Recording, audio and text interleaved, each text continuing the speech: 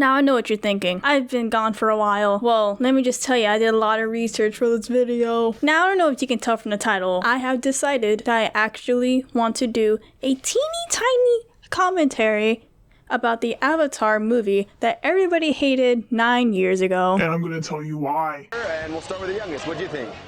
It sucked. It sucked. It's terrible. It's horrible. I really didn't like it. Didn't explain things fully. The movie could have been as bad as it is right now, and if they had just called him Aang once! Now without further ado, let's get into this video.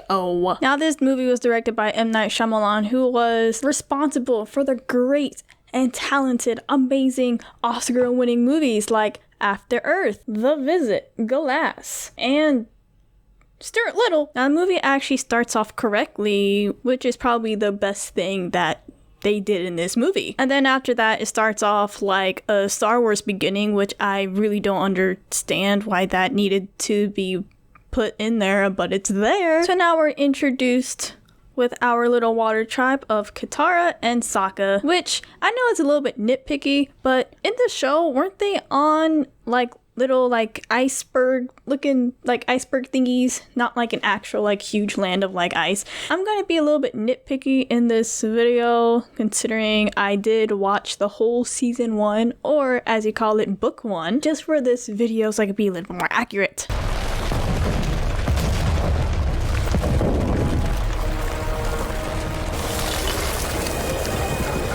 Technically, he wasn't like buried in ice. He was actually like just on top of an iceberg. But I'm just being nitpicky. I'll let that slide. Now here's one thing I really hate about the movie. Katara treats Aang like he's some lost puppy. We found that boy. He's our responsibility. We should fight. When in the show, they actually developed a love connection like towards the end of chapter 1 or chapter 2. All I know is that they did get married and have 3 kids.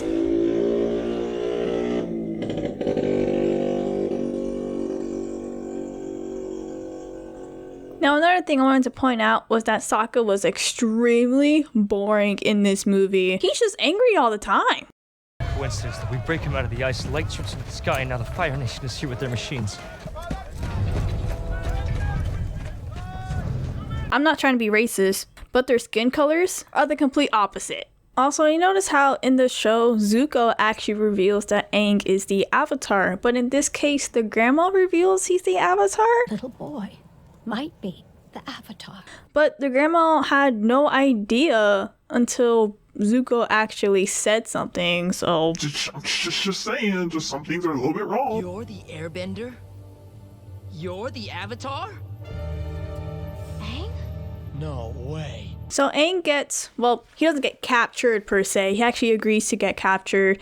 But there's this one scene that didn't really happen, but I don't know how like throwing stuff on a table will determine that you're the Avatar. So as he was getting away in the movie, it was kind of clean and easy, where in the show he actually had a little bit of a struggle because the Fire Nation was actually fighting back. And in the movie, they just kind of stare. I'm pretty sure their fire can go farther than like a few feet. Also, this was the first time we actually saw, you know, the Avatar state like in action, where he actually uses water bending. But again, they did not show that. So as we get further into the movie, they actually get to one of the air temples where Aang was born and trained and raised and played, you know, that's where he grew up. So again, this is where Shyamalan keeps on skipping or rearranging the plot. First off, Katara asked his name in the beginning. You never told us your name. I'm Aang.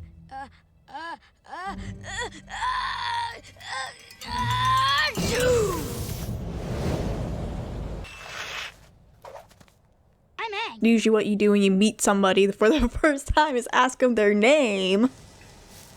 Is it okay if you tell me your name? The monks named me Aang. So another main problem that I have with this movie is Aang is just as serious as Sokka. Aang is probably the most childish boy I've ever seen. That personality is just non-existent. That child is being arrested. For what? He was bending tiny stones at us from behind a tree. It really hurt. Oh, boo-hoo. Let me play a sad song for you on the world's smallest violin. So apparently this Haru is like 20 years younger apparently, because I'm pretty sure in the show he's supposed to be like a full-fledged adult. So they get to the earthbending tribe, and pretty much what happens there is that everybody's banned from earthbending, and if any Fire Nation finds any earthbenders, they take them to this prison, which we will get to in a little bit. Pretty much Haru gets caught airbending because he was trying to save a miner who ratted him out to the Fire Nation, and then he gets arrested. You too. Dad! Earthbenders, Earth prison. Earthbenders, Earth prison. This was probably the most disappointing part in the movie because Earthbenders, Earth prison. In the show, they put them on a metal ship, but again, in the movie, Earthbenders, Earth prison. When they're supposed to be on a metal ship, metal.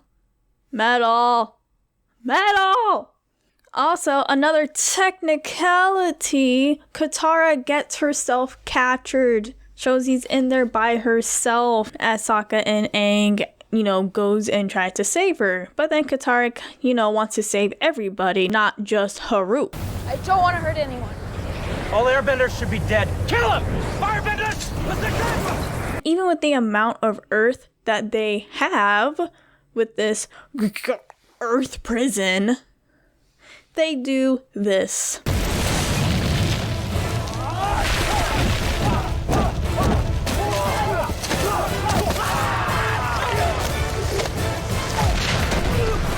That was 5 people. You don't need 5 earthbenders to carry one tiny ass little pebble. It takes 1, not even 1. You can even have 1.5 or a half. They can pick up that damn rock. But no, they decided to take 5 people.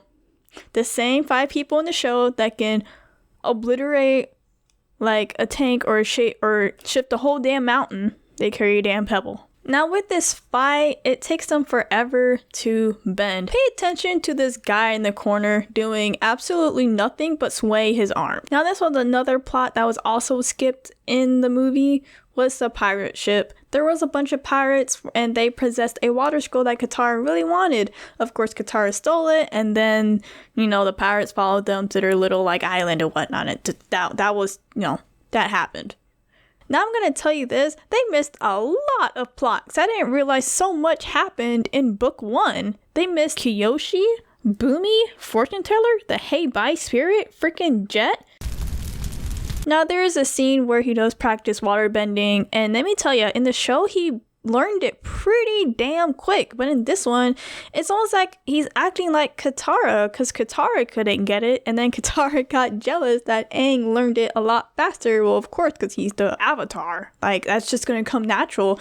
But in this one it's almost like he couldn't even do anything. They made him seem so weak. Now when they arrived at the air temple originally, there was nobody there. Nobody. I don't know who this old man is, but nobody was there. I've lived in poverty because of your absence, Avatar.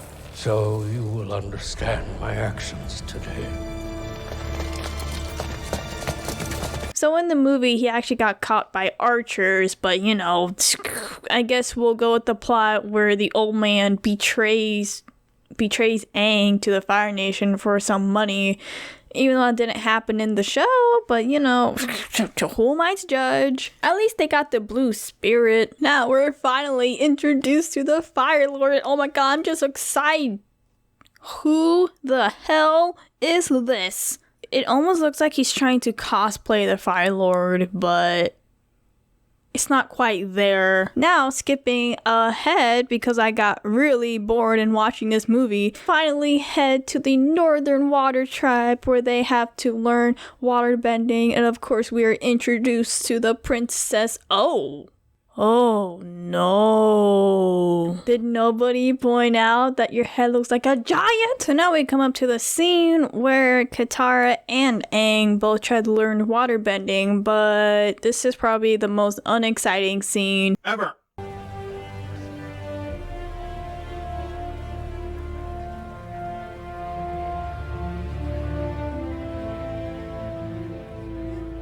if you notice throughout the entire movie, there always has to be like a fire source nearby for the firebenders to bend. But in the show, they don't really need a fire source. It kind of just comes from their freaking fists or feet. They don't need like a torch like every time they need a firebend. Now this is the part where Katara finally protects Aang. She finally gonna use her unbelievable power. Let me show you some clips where Katara is actually strong.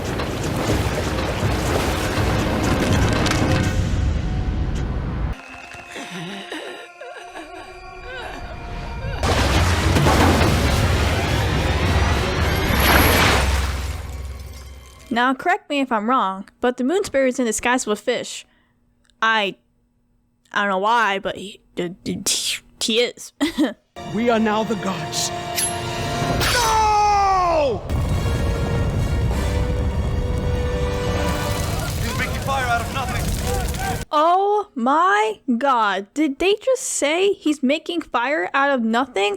That's what you guys are supposed to do, is make Fire out of nothing. Are you kidding me? So the princess is only alive because the moon spirit did get transferred into her. So what's his face kills the moon spirit. So the princess has to sacrifice herself in order to put the moon spirit back into the fishy. So Aang fends off the Fire Nation and they live happily ever after.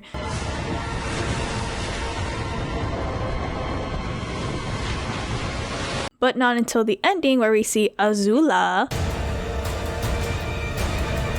So remember how I said this movie came out 9 years ago? Well, it better stay that way because this movie did so horrible. So I just wanted to thank you guys. If you want me to do any other types of videos or react to anything or watch a movie and comment on that. Again, I just wanted to thank you guys and bye.